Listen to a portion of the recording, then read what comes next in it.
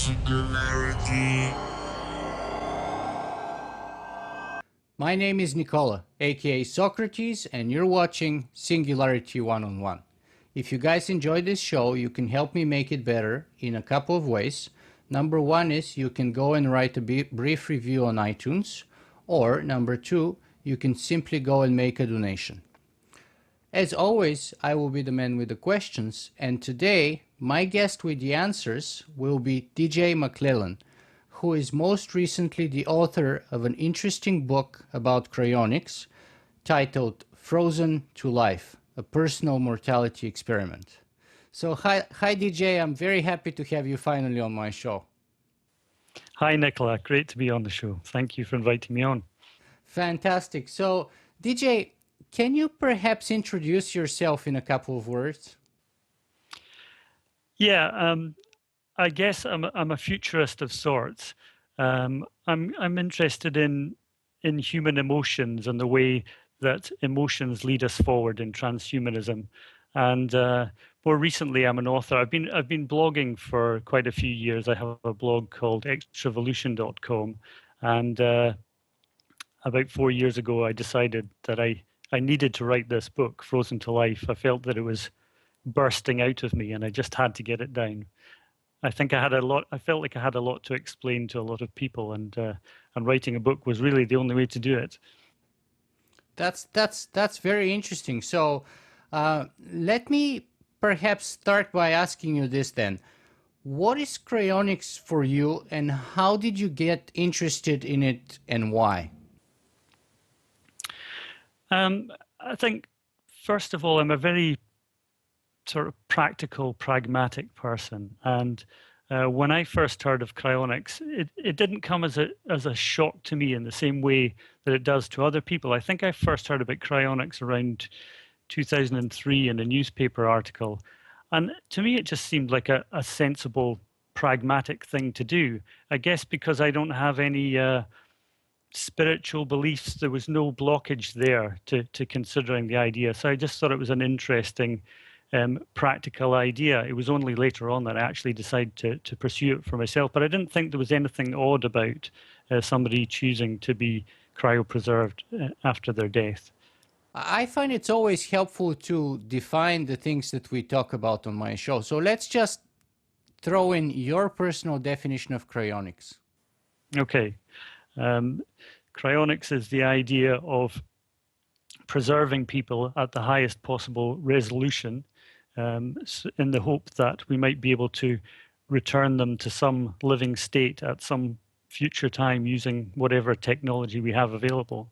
As I wrote in an article recently, actually one for your website, it's a type of time travel. If you look at vitrification as putting somebody into a glass state, it's a glass state time travel. Absolutely. That's exactly what I was pushing for, because I have to say, and one of the reasons, of course, that I decided to invite you on my show is because you wrote this absolutely fabulous guest blog article for my blog, which is called Cryonics, a glass state time travel. And I thought that that's a very interesting, unique, original way to define it, but also very accurate. Which is not easy to have both a unique way of saying something as well as it being so accurate. So I want to congratulate you for that. And then let me ask you, so why write a book about it? Why don't you just make the decision, join a cryonics organization of your own choice, and then just move on with your life and keep on writing books on other topics? Well, I think it's partly to do with family. I have a large family. I've got 4 brothers and a sister, and both my parents, I'm fortunate that both my parents are still alive.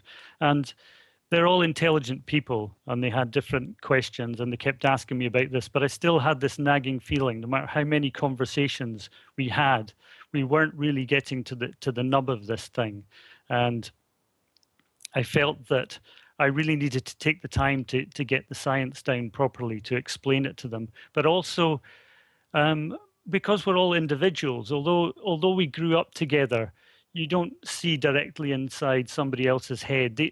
I don't think they understood the extent to which I was a fearful child, and this this thing about death was building up in me for a long, long time, and that I wanted to try and do something practical about it. Because as I say, I am practical and pragmatic, but I'm also emotional. I'm very much in love with life. And I wanted to kind of try and marry those two elements together, the emotion and my feeling about my life and my wife and my family, but also that kind of pragmatic aspect. That how can we make this persist? How can we keep this wonderful thing that we have going for longer without seeing it all wither away and die? Mm-hmm. So there's a couple of interesting thoughts that I want to grab there. So first of all, does that mean that your book is aimed at your family? Or in other words, who is this book for? Is it for your family only? Mm. It started out that way, but then it turned into something else. When I started writing it, I hadn't even decided whether I was going to publish it or not at the end of the exercise, but it just developed into something else. When I started realizing how in depth I was going to have to get on the subject of cryonics as I wrote it, I thought this could be interesting for a transhumanist audience. And then I saw a way of interweaving the personal story, the human story, with the science. And then I thought, well, maybe this could appeal to more general readers as well, and try to bring them into the idea of cryonics, to try and humanize the subject without skimping on the science. Still leave the science, the technical stuff in there. That was vitally important to me, but humanize the subject so that the general reader isn't going to see cryonicists as a very different breed of people somehow who have these strange ideas. This is something that we can all do. I want to get across the idea that cryonics is something that's accessible to everybody and should be. That's what we should be about. It's not an exclusive club. Exactly right. And this is, by the way, one of the reasons why it did grab my attention as it did, and I enjoyed it very much. So let me ask you then, what's your book's thesis, or if you have one? Whoa, that's kind of a tough question. I guess the thesis behind it is that cryonics is something that everybody should give some consideration to, but also that there's the self is something that everybody needs to give consideration to. The two things are very much bound together. You have to uh, develop a clear idea in your mind of what you think you are. And when you've got that pinned down, you can decide what you can do with that. And I find that idea absolutely fascinating. I find the idea of discovering what we are, and the way I think of it is as a type of pattern. I guess in the way that Ray Kurzweil does, I'm a kind of patternist.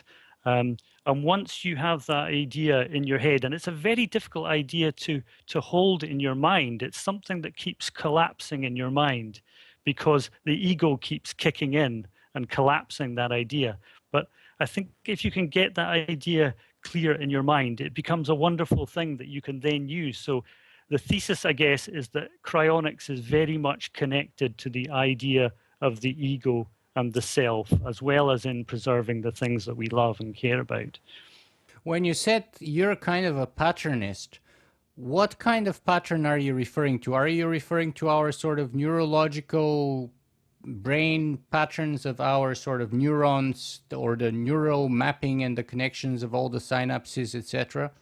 Yes, yeah, I guess so. I mean, I'm talking about the way that the mind supervenes on the architecture of the brain. It's like an emergent pattern that's running on the architecture of the brain, and that's the pattern. Once you recognize it as a pattern, although it's an incredibly complex one and we don't know how to map it exactly, and we certainly don't know how to copy it or upload it yet, I think it has potential. Once you recognize it as a potential, all the other possibilities stem from that realization. Mm-hmm. What was the kind of research you had to do in preparation of writing this book? Yeah. just reading the scientific papers that were related to it, finding out more about Alcor's procedures, making sure that I was getting those down correctly. I really didn't want to slip up with the technical side of the book. Mm-hmm. So does that mean you chose Alcor instead of, let's say, the Cryonics Institute? Yes, yeah, I'm a signed up Alcor member, and I think the decision about that happened around about 2007, I think it was. I signed up for Alcor, and just at the time, my research at that time led me to think it was a lot to do with the fact that Alcor offered neuropreservation. Now, so I'm signed up for neuropreservation. I just really didn't see the point of trying to preserve entire bodies. It seems unduly wasteful and resource intensive. This pattern that I'm talking about, runs on the brain, and so the brain's the important part to preserve. It just didn't seem to me to be worth all the extra technical difficulty of preserving an entire body. Let me ask you this, though. You started by saying how important it was to have this conversation with other people, especially with your own family, and to sort of explain sort of your rationale behind it. Has anyone else joined in signing up for cryopreservation after and or together with you? For example, either be it your wife, your siblings, or your parents? No, not yet, but I consider it a long game. It's like everything else to do with cryonics. It's a long game. And my wife's attitudes, although she was always very supportive, since reading the book, she's actually read it 3 times now. She's much more open to these kind of ideas, and I'm not sure that she would consider signing up for cryopreservation because she's quite fatalistic in a funny sort of way. But it has certainly opened up her mind to the possibility. Same goes for some other members of my family, but they're all very different people, and they have quite different attitudes to it. Some supportive, some not so supportive. I also have friends who are seriously considering the idea now. I mean, the money thing seems to be a big barrier for a lot of people. I've got one particular friend who says that yes, he would sign up for cryopreservation if it was a cheaper option. But so let me just answer that. So there are cheaper options provided by the Cryonics Institute near Detroit, Michigan, Yes. where a cryopreservation is about less than half actually of the neuropreservation at Alcor. So they're looking at about, let's say, $35,000 to $40,000. Whereas neuropreservation in Alcor at the moment starts at about 80,000, I think. So that's definitely a cheaper option for your friend to consider. But what I'm interested here most of all is this. So you wrote this, in my opinion, very good book, but why is it that the people closest to you are still struggling with the idea? So in other words, it has not translated yet into action. And I want to see if there's a lesson from this experience into the sort of global outcome where very few people have actually signed up for cryonics. Way too few, in my opinion. Yes, I absolutely agree. And that would change the whole dynamic, and it would bring the cost down and all the other good things that go along with that. Perhaps it's something to do with the dynamic within my family. We're all individuals, and I don't think any of us likes to be told what or how to think. And but I guess that's always a stumbling block. You're talking about such an ingrained custom that it's an incredibly difficult habit to break. The way people think in that customary way of what happens when somebody dies, and also there's the added dynamic that I come from quite a religious part of the world. Not in the sense that America is religious, not in that kind of evangelist way, but in a very reserved Presbyterian way. My family aren't like that, but that's the kind of culture, if you like, that we've come from. Tell us a little bit more about where you come from. That would be interesting and relevant. Well, I live in the Isle of Skye, which is a a fairly large island on the northwest coast of Scotland. The weather's pretty foul. We get, at this time of year, we've got huge Atlantic squalls coming in. But it's also a very beautiful island. Lots of mountains. The Coolin mountain range, which is very famous worldwide, very popular with climbers who come to fall off it quite often. And it's a place that I always thought I would leave. I grew up here. I went to high school here, and I always thought it would get away because of the conservatism of the place and because that religious element was still quite strong.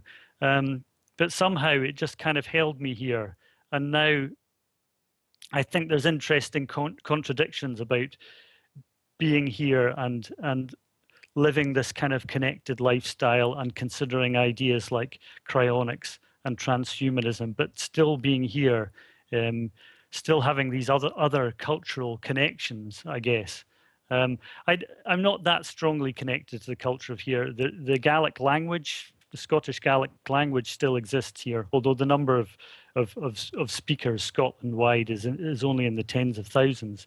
That language, there's still fluent speakers of that language here, and a lot of those speakers connect the language very directly with the Presbyterian religion of the place. So those things are bound together, and they're also bound up in the agricultural heritage of the place. So those are the kinds of things that I tend to kind of push away because I'm so interested in the future that a lot of the time I seem to be kind of pushing against that past. But that's interesting. That is an interesting dynamic, I think. Yeah, and you actually go into depth of sort of sharing that dynamic in the book, from your upbringing and the birth of your siblings, and sort of going through the high school experience, your bullying that you experienced there, and then becoming a member of a sort of a hard rock and roll band, and all the things that come along that.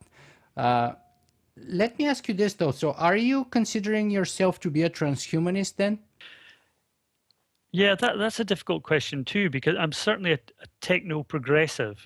And I suppose, yes, I am a transhumanist. The transhumanism angle, I think, has come out of my writing. I guess I was a techno-progressive for a long time in that I was interested in technology and the future.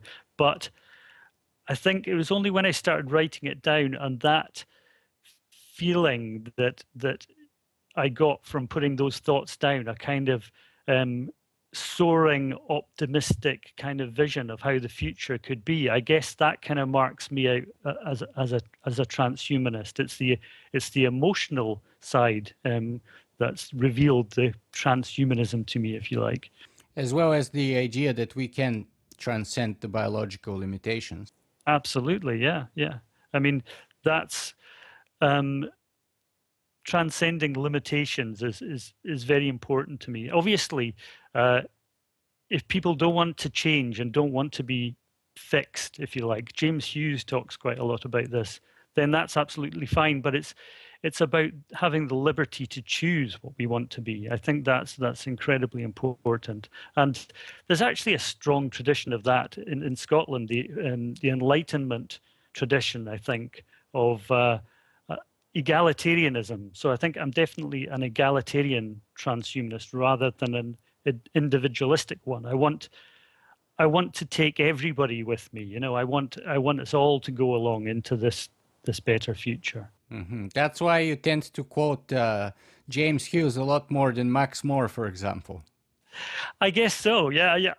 I have a lot of time for both James and Max and their writing, but I think that Max's view has kind of softened a lot. But I found it. It has.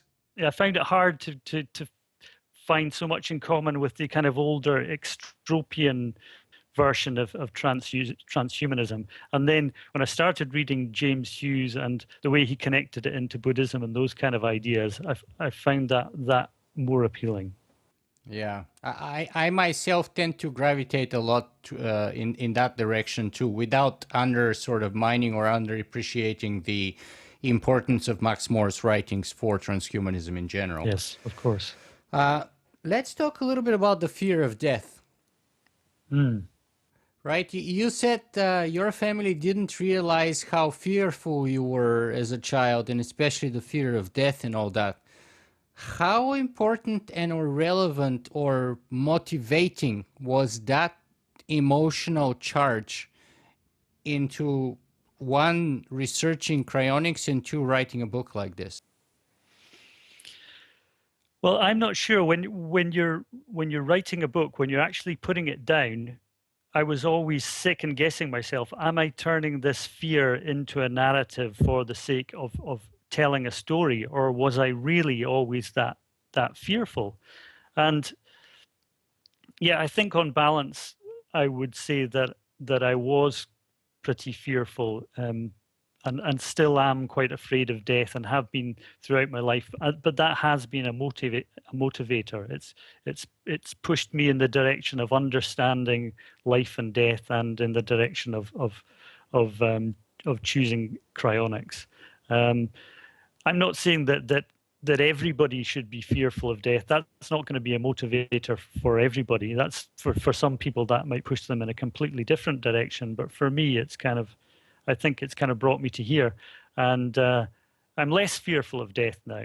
Now that I've actually investigated it more and discussed it with people more, I don't worry about it so much. Now, you could say that's because I'm signed up for cryonics, so that's fine. I don't have to worry about it so much. I have this kind of glimmer of hope of a continued future, but it's more than that. I think it's about understanding the self and understanding the tenuousness of self, if you like, and actually how, although we are so different from anything else we know of in the universe, how we are still very much part of it and bound into it. And I think you have to avoid like turning that into a kind of physics-related religion, if you like. You've got to tread very carefully with that kind of stuff. But I do feel more connected to my world and my universe, having looked into these subjects. Well, what about the idea that, or the criticism rather, that some may level it at you, which is often the case for people who defend cryonics, in saying that cryonics is like the straw, the last straw of a drowning man trying to grasp at anything in order to delay and or avoid the inevitability of death? Yeah, yeah. Well, I think that's a fair criticism. That's a valid criticism, and I've been critical of religious people for doing just that, clutching at this metaphysical straw of an afterlife. But exactly right. So people say, some people choose God, whether it's Catholicism or Islam or whatever, and you just replace that with cryonics. And how is that any different? Yeah. Well, cryonics is very much not a religion. It's a practical approach to life. It's saying, well, if I don't do anything practical about this situation, that I'm going to die, my death is absolutely assured. If I take this practical measure, then the chance of my survival is non-zero. The chances that I'll be able to go on are improved, but only if by an absolutely tiny fraction. But that fraction is enough. It's enough. I mean, what have you got to lose? Yeah, I totally agree with you on that. Let me ask you this: have you, or what are, in your view, given the research that you did for your book, sort of the most important recent, perhaps, developments in cryonics? I think that vitrification is incredibly important, because the ice crystals in blood plasma were a huge problem. Now, they still are a problem, but the fact that we're getting to a situation now where we can start to deal with the problem of rupturing cells is incredibly important. But we need to start looking at what we're actually getting out of the cryopreservation process. What's the fidelity of what we're getting? And I think yeah, Ken Hayworth has been very kind of critical of Alcor's procedures in that regard. I understand that he used to be an Alcor member, and I think so. The technique that Ken Hayworth is experimenting with is an interesting avenue. I think that might be something that perhaps Alcor can look at some point in the future. But it's more of a kind of chemo-cryo fixation. Chemical brain preservation. That's what Ken Hayworth is talking about. Now, to be more specific, however, his argument goes along something like this, because I've interviewed him on my show. We know that at the small level, or he claims that we know that at the smallest level, chemical brain preservation is a lot better at actually preserving the tissue and or the neurons rather than cryonics. The problem that chemical brain preservation has at this moment is scaling it up. Yeah. So that's why the Chemical Brain Preservation Foundation has an award for research of chemically preserving, hopefully, the brain of a mouse, and so on. And we're not quite there yet. Yeah, yeah. And of course, human brains are considerably larger, so that creates, perhaps an order of magnitude kind of a difference from scaling up from a mouse brain. And actually, right now we're very far away even from that. Yes. So at least at this moment, I think cryonics for larger objects like human brains, I think is the best sort of non-zero chance, despite of its issues and problems. Yes, I agree. But yeah, just like you, I'm following the development in that field of chemical brain preservation myself too. Let me go back to the issue of other people close to us not embracing cryopreservation. So you did mention that your wife is kind of probably fatalistic in a funny way. Yeah. I personally had a period of maybe a couple of years trying to convince my wife to join me. And in the beginning, she started off as being sort of totally creeped out by the possibility of being frozen. And after a couple of years and me doing a number of video sort of tours of both Alcor and the Cryonics Institute and visiting and talking to the people and reading a few books, now she's actually ready to sign up with me in February. So we're going to Alcor in Arizona in February, and we're going to both join. And to be honest, for me, that was the reason why I didn't join a few years ago, is because I wanted to keep that conversation open. I wanted to keep that conversation ongoing, because I was afraid that if I already were to sign up, I would have much less incentives to kind of keep that conversation open. So tell me a little bit about your decision not to do something like this, and about your wife's ongoing resistance, despite the fact that she's read your book 3 times. I don't know. It's hard to say. There's a word in the Scots language. I don't know if there's, I guess there's an equivalent in other languages, but there's this word thrawn, which is just basically means a certain kind of stubbornness. And I don't know if it's a Scottish thing or a Highland thing, but you come across quite a lot of people in this country who are just kind of thrown about things. They're just they know their own minds in a certain kind of way, and they just want to stick to that. And I kind of respect that on one level. It's good if people kind of know their own minds and they know what they care about to a certain extent. But at the same time, it can be a kind of wall of resistance. Now, I'm not saying that my wife is a really thrown person. She's not. She's very open-minded and caring and gentle person.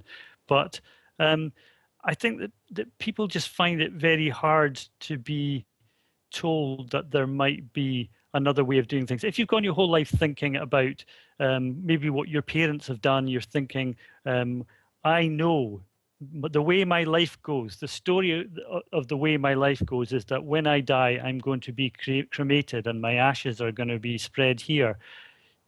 This cryonics thing, it's like a discontinuity in your worldview.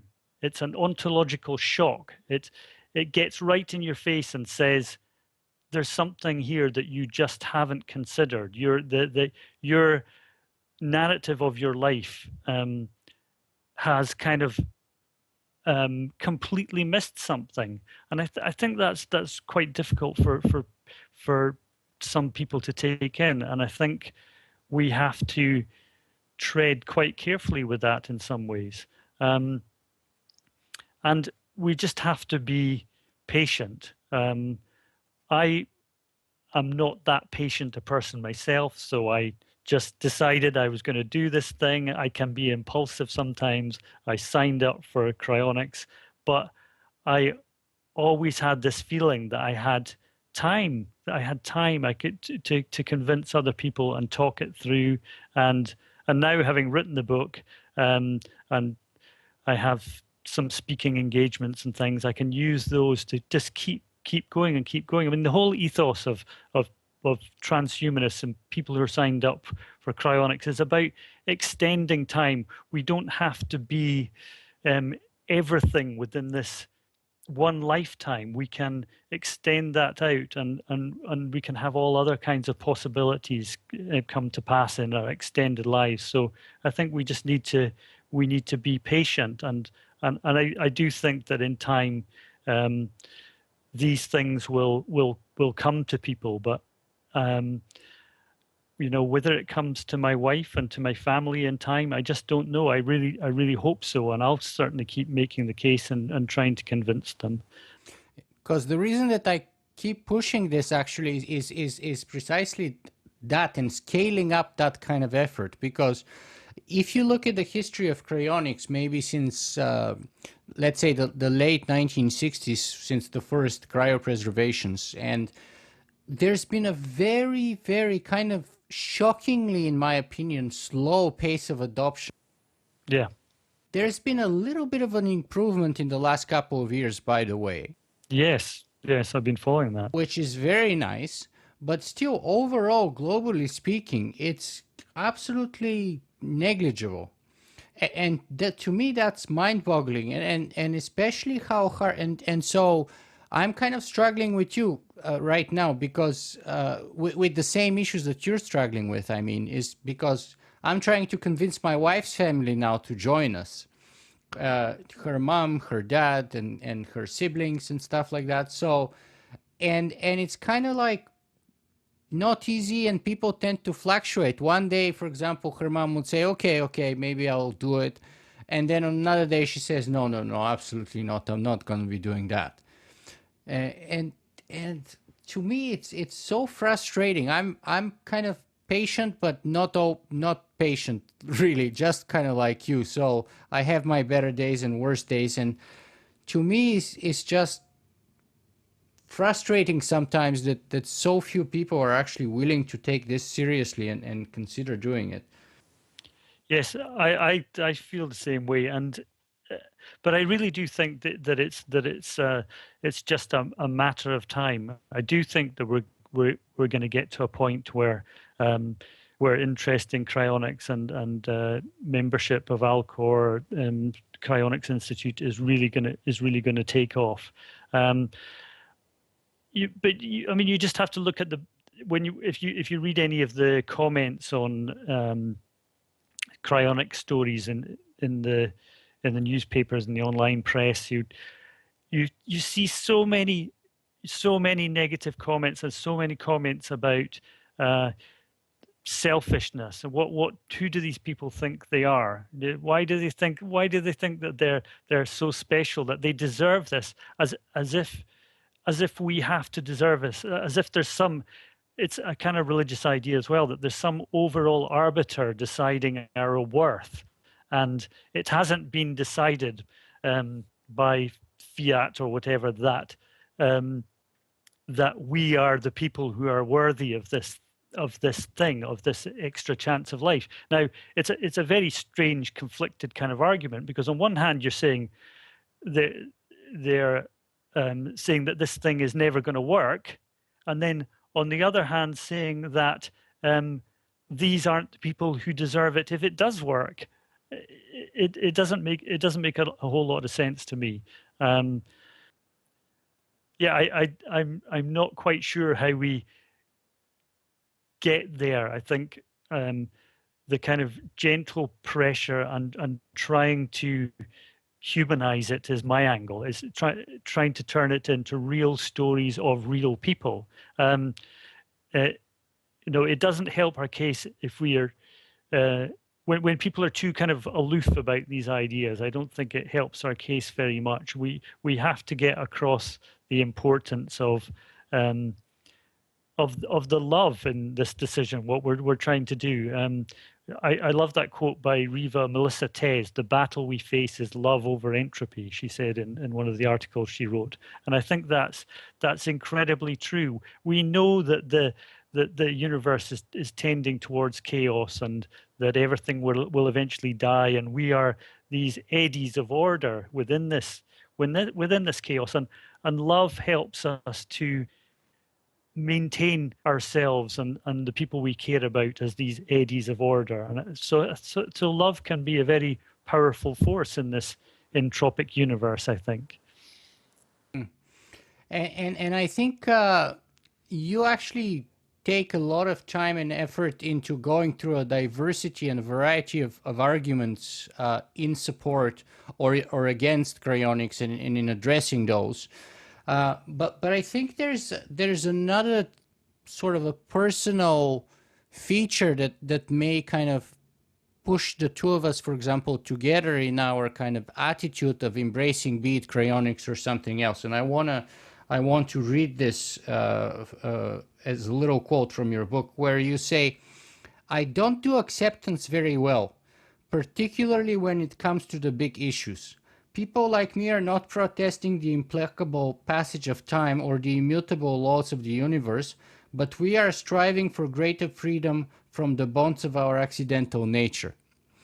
And I have to say that we do have this kind of kinship, and I think it takes maybe perhaps that kind of a character to sort of commit to or embrace the experiment of cryonics. Yes. The experiment aspect of it is very important to me. It's kind of, I mean, you could see something like cryonics as high-level life hacking in a way. It's the ultimate kind of life hacking, really, potentially. But we have to treat life as an experiment, I think, because what else is it if it's not an experiment? If we're not pushing the boundaries with it, if we're not really trying. But I think that people who treat life as an experiment are actually very much in the minority. I think that most people just tend to kind of cruise through life as comfortably as they can. And don't get me wrong, I like to be comfortable. I enjoy spending time with my loved ones and just doing the nice things that everybody else likes to do. I'm not sitting there tearing myself to bits about these issues all the time, although I certainly seem to be when I'm writing. But beyond that, on the larger scale, I think we have to think about it as an experiment, and it's such a small, such a short testing ground that we have available to us. I think we have to try and make good use of it. Yeah, I agree completely. So let me ask you a little bit more about sort of the autobiographical features of your book, because it's very, very autobiographical. And let me read another quote where you kind of explain why that's the case, or why you decided to kind of put it into this kind of a format or approach, where you say, "I, the case study of this book, need to reveal my personality in as honest a way as I can, so that you, the reader, can make judgments about my state of mind." Yes. So tell us a little bit more about that. Why going so deeply into your sort of birth, your whole adolescence, all the way through high school, the first dates, the bullying that you've experienced, your own personal emotional states along the way, your fear of death, all those things. How are they relevant to cryonics? I think they're relevant because I wanted to connect cryonics to the normal human experience. Because although I know that I had this sort of fearful approach to life and this kind of dark glee, I've called it in the book, in my mind, my life story isn't that different to anybody else's, apart from that it seems to have, in the views of many, this kind of discontinuity in it, where I sign up for cryonics. But I wanted to get across, using the autobiographical stuff, that this wasn't a discontinuity and isn't a discontinuity in anybody's life. It comes out of the normal process of living. It's a decision that maybe takes time to educate yourself about and time to get to, and people can come to it from all sorts of different directions and all sorts of different lives, but that it's not a rupture in the fabric of space-time. It's just an approach to custom and about how we can change customs, really. And why should it be so hard for human beings to consider changing their customs? It's almost as if they forget that customs are in a constant state of flux and have changed so much over thousands of years, even over decades. It seems really odd that they seem to believe that we should retain these same old death customs that we've had for a few hundred years. I find that very odd. So yeah, again, it's about humanizing cryonics and saying that this is a decision that is reached through the normal process of living. It's not about some kind of epiphany in the sort of religious sense, where you suddenly have an aha moment or you suddenly have a total nervous breakdown. It's part of the process of living and coming to realize that that life is something that you can look at in a different way, that you can look at life as a pattern and you can look at ways of trying to preserve it. But I guess above all, that you can break free of customs. You can leave them behind. You can make your own. You can become part of a completely different culture, which in a sense is what I've done by learning about transhumanism, learning about cryonics, and through the medium of the internet. I've been able to connect into a completely different culture, which just wasn't available to me when I was a child and to a teenager, and that in itself is a wonderful thing. Mm-hmm. And you're very sort of upfront and honest and straightforward about your own personal flaws in the book too, by the way. So for example, you share with us in sort of chapter 8 that healthy living, that's a quote, by the way, healthy living, and I have where you talk about your bad habits, sort of, you say healthy living, and I have an uneasy relationship. I do things that are supposedly bad for me. I drink, I don't exercise much, I eat lots of fat and red meat. Mm-hmm. So how is that square off with your desire for sort of life extension, with your being a cryonicist and a transhumanist? Because many from the transhumanist and cryonicist society are very kind of health conscious. And for example, the two best examples are, of course, probably Natasha Vita-More and Max More. Yeah. Who have been known for treating their bodies like temples for decades, and who are very specific and militant about both their sports activities that they do, as well as their nutrition. Yeah, yeah. I do these things because they're fun, you know? You mean drinking and not exercising? Well, I mean, like having a drink with friends, I'd like a glass of whiskey every so often. I don't think I'd drink excessively or anything like that. It's just enjoyable, and I love the way it allows people to kind of open up and connect. I mean, don't get me wrong, I wouldn't criticize the way Max and Natasha have chosen to live, and yeah, they're looking great. You know, they're doing a very fine job with their regimes, and perhaps if I had more of that kind of willpower, I would do the same thing. But I'm also, I mean, there is a little bit of philosophy to my approach to health, and that's I'm interested in hormesis and the idea of kind of shocking your body. That sometimes doing things, introducing toxins into your body, things like caffeine are ones that we all know, but alcohol can have some of the same kinds of effects. One of the more dramatic ones that I do is plunging myself into cold water a lot of the time and taking cold showers and things like that. I think that bodies don't actually like routine, is my feeling about it. In evolutionary terms, bodies probably didn't experience that much routine. Sometimes days would have been quite different. Shocks would have come along that their bodies would have had to adapt to. And I think that's a kind of interesting approach, is actually taking quite a not a desperately unhealthy approach to looking after your body, but shocking it every so often, I think, along the lines of what hormesis states, I think is an interesting approach. I very lucky so far that I haven't had any problems with my health. I haven't even caught a cold for, I don't know, I guess like 5 or 6 years. I haven't even had a cold. I'm in good health. Yeah, it might have to do something with your cold swimming sessions that you describe in the book too. So, and I personally, I exercise substantially.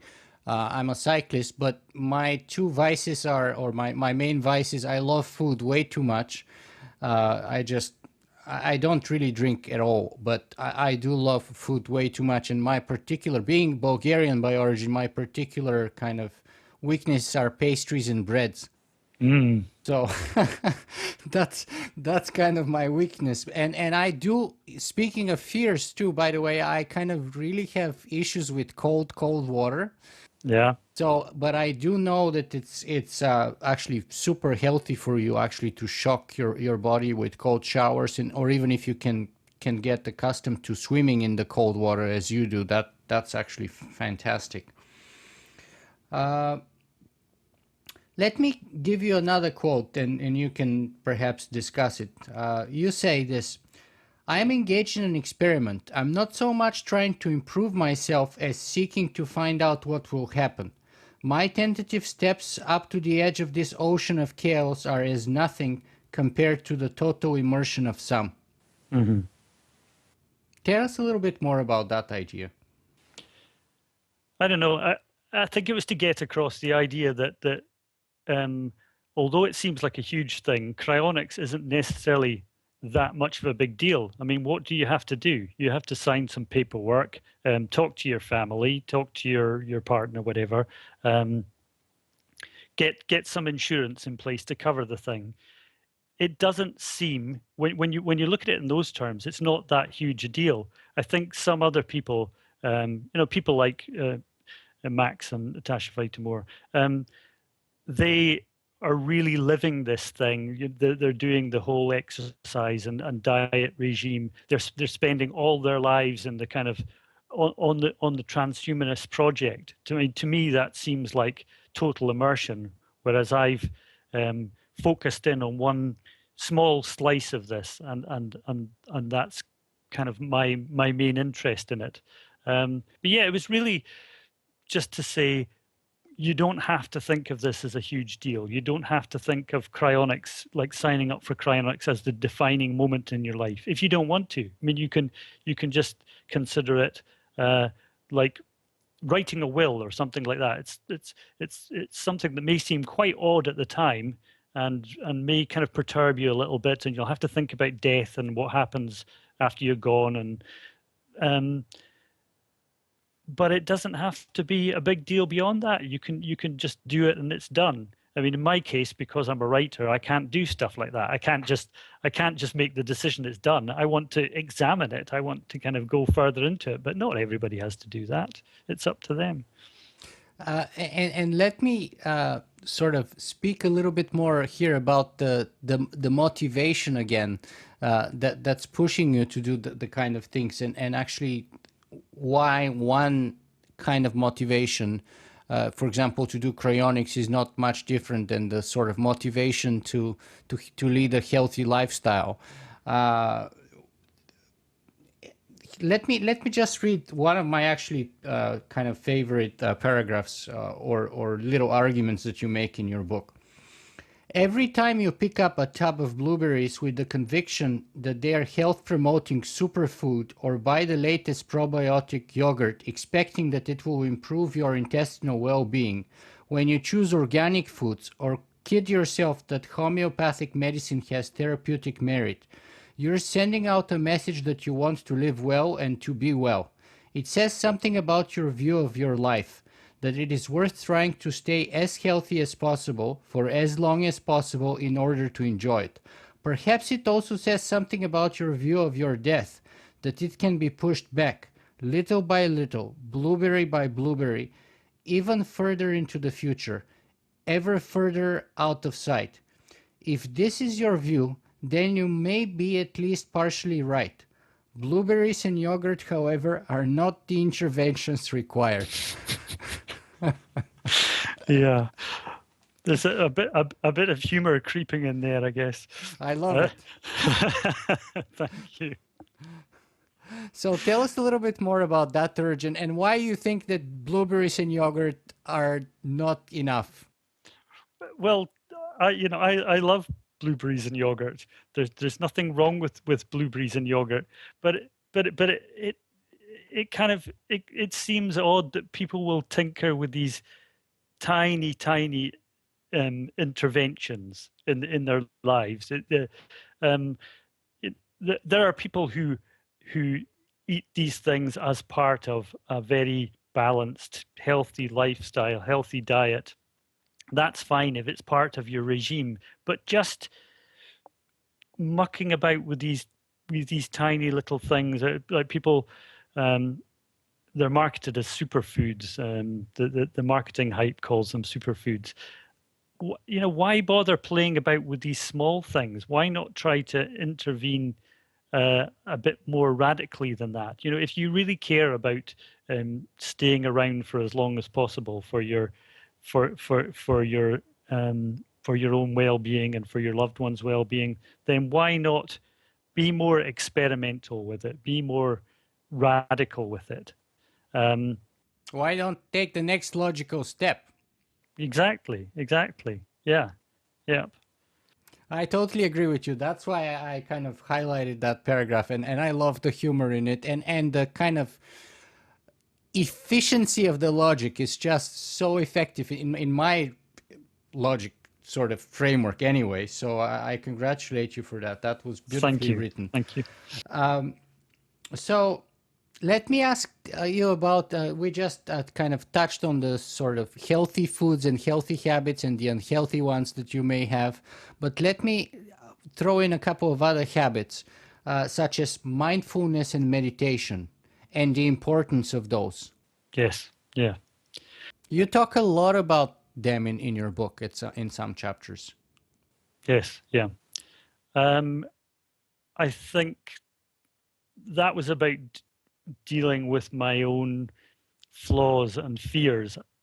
Initially, it was just about trying to calm down, just feeling that I was far too much on the edge, too much of the time, such a kind of nervous, fearful person that it was really affecting my life, and it was affecting my relationships with people. And I thought, I just have to find a way of calming down. And I started mucking about with biofeedback stuff at first. I had one of these little galvanic skin response monitors, and it plays a tone in your ear. And the more high-pitched the tone is, basically, the more stressed out you are. And you've got to try and change your galvanic skin response to lower the tone. A great little device. And I just felt kind of silly playing with it, though. I thought, why can't I just do this myself? Why do I need to monitor it kind of externally in this way? Now, I think it's incredibly useful, biofeedback devices, so that you can actually have some way of monitoring where your state of stress is. I think that's very useful. But at the same time, I do like simplicity and portability, and you don't get more portable than just your own self. And so I thought, why don't I just try meditating and see if I can just control my breathing and just try and calm down a bit. And that after a lot of struggles, it seemed to be working. But I also found that it really brought these big questions of self to the fore. It was really about sort of just trying to let go of ego. And I'd been reading a lot of Derek Parfit's stuff, and I'd find that fascinating, and it had a big influence on the book. And I thought, if I'm going to be able to write about this eloquently, then I have to start being able to feel it. I have to at least get a taste of what it's like to kind of lose my ego for a moment. And so that was my route to that. And as I've mentioned before, it's really hard to do, and it's something that's incredibly fleeting, really difficult to hang on to. But I also feel that it's something that we have to push towards. Sam Harris, who I know is a meditator as well, and he writes about this quite a lot. A piece I read of his recently. It's called it's in one of the edge.org compilation books, and it's called "We Are Lost in Thought." And he is absolutely right. We're so busy with this internal dialogue all the time, this discursive thought, that we miss so much about our world, and we miss so many connections with other people, and because we're just running this internal narrative, running this story all the time. Now, I suppose it depends on the person. For some people, running that internal narrative doesn't seem to affect them too badly, because their narrative perhaps doesn't tie them in knots. It's not a debilitating thing. But for me, before I started doing the mindfulness stuff, I sometimes found my own internal narrative quite debilitating, just constantly making up these little stories inside my head. Just wasn't really good for my health, so I had to stop that. Yeah, and you speak about how mindfulness is both meditation but also medication. Yes. And how it has like certain kinds of therapeutic effects, which I totally agree with you, and I also do try to practice it as often as I can.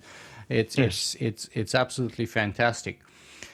DJ, let me share another thing that kind of your writing reminded me to, and I don't know if you'd agree with me or not, and because it's been probably over 20, maybe 24 or 5 years since I last read Marcel Proust, but your writing kind of reminded me of his writing a little bit, that kind of a stream of consciousness. Yeah. Do you think that's fair? That kind of a Proustian influence in you? Well, I must admit, I've only read Proust secondhand, so I can't really attest to that. I've read about Proust's work in other books, but I've never been that inclined to read it myself. That's pretty bad, I guess, and I should get down to it. But do you know, actually what put me off reading Proust was the references to it I found in other books made me think, that just sounds so kind of knottedly self-indulgent. It just doesn't sound like my kind of thing at all. So I've sort of held off from reading Proust. But yeah, I guess I need to get into that. So it's hard for me to see an overlap there, because it's not something that I've been directly influenced by. Mm-hmm. Mm-hmm. Very interesting. Because, and again, I don't claim that to be accurate, because it's been, as I said, long time since I read Proust last, but it reminded me to his style a little bit. Yeah. So DJ, we've been discussing your latest book on cryonics, but let me ask you this then: what's next? What's next for DJ? What are you working on right now, or what is there a next book coming? I haven't got anything lined up at the moment. I've got an author friend who writes very different stuff to me. He writes music biographies. His last one was about the Rolling Stones, and it was called Roller-esque. It's a kind of almost Dickensian style picaresque about the Rolling Stones. It's a sort of body romp about the Rolling Stones, and I definitely recommend it, by the way. But he's a brilliant writer, and he's just got this unusual perspective. And he was suggesting to me, why don't you write a transhumanist take on Grimm's fairy tales? And I said, that's quite an interesting idea, because I think he'd read on my Extravolution blog, I'd written a couple of sort of neurophilosophical takes on The Wizard of Oz. One about the Tin Man and one about the Scarecrow. And I think he'd been reading that and thinking, and also in the book, there's these kind of funny little fables. And I think reading those, he thought you could actually extend those out into a book. And that did get me thinking, because I think it would just encourage me to sit down and get that done in a kind of bite-sized way. I could pick these off one at a time. And I also love the neuroscientist David Eagleman's book, Sum 40 Tales of the Afterlife. I don't know if you've read that, but I definitely recommend it. So it's interesting. It's like you can take any sort of little fable or story and disassemble it and kind of break it down. Like the one I did with the Scarecrow from The Wizard of Oz. The song says in the film, the musical of The Wizard of Oz, it says, "If I only had a brain." So I took that literally, because the grammar in it's not right. If I only had a brain, and I turned it into kind of brain in a vat scenario, and kind of disassembled it that way. And the wizard is sort of remote controlling the Scarecrow, whose brain is actually in a vat in the wizard's lab. And I love that kind of idea, sort of playing with fables and things. And it would also probably be quite good therapy after writing something that, like Frozen to Life, which can be quite heavy at times. I think the therapy might be interesting. So yeah, maybe, you never know. I might try it out as a blog and see if people respond to it. So that's one idea I have. But I think it's a great idea, and if you start kind of publishing them one sort of story at a time, you can see the response you can get, you can do some editing given that sort of feedback, and then you can, in the end, kind of combine them together. I think it's a brilliant idea. Yeah, we'll see. I'll try a few out, see how they work, and maybe take it from there. So then we'll be looking out for those. I don't know if it'll be anytime soon, but yeah, I do mean to get my head down to it. And I'll still be doing some more serious writing on my Extravolution blog. Those essays can be quite involved sometimes, and I like doing that, taking an issue and really quite often neurophilosophical issues and really kind of breaking them down and picking away at them. But everybody needs some writing therapy as well, I think. Mm-hmm. Fantastic. So, DJ, we've been talking with you for about an hour now. Let me ask you, what's the best place for people to sort of follow you up and find more about your work? Okay, well, there are a few places. I'm quite distributed. My main website is djmaclennan.com. They can find information there. I have a blog. I try to write every couple of months. It's quite long essay style pieces I tend to write on there. It's called extravolution.com. My Twitter username is also extravolution, so you can find information about me there. And I do write articles for other websites sometimes as well, and I do try to keep my own website fairly well up to date, so the information about my latest writing is on there. And of course, there's links there so people can go and buy the book. Yeah, absolutely. I would say that your book is fabulously written, and I really enjoyed it.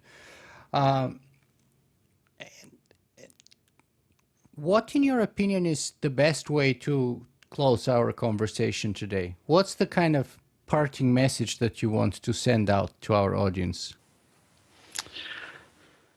Wow.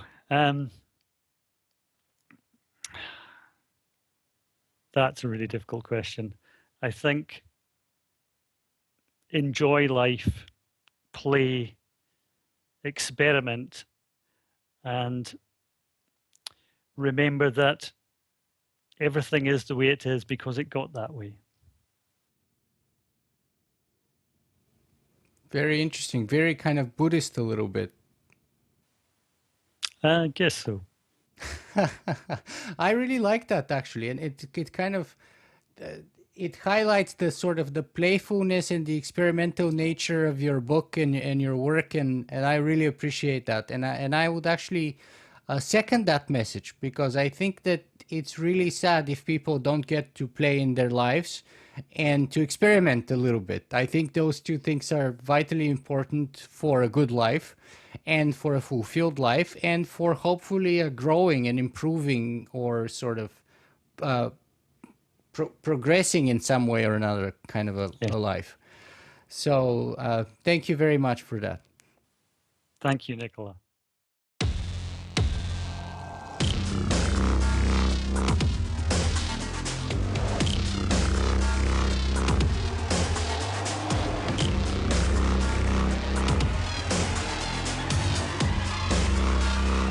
Singularity.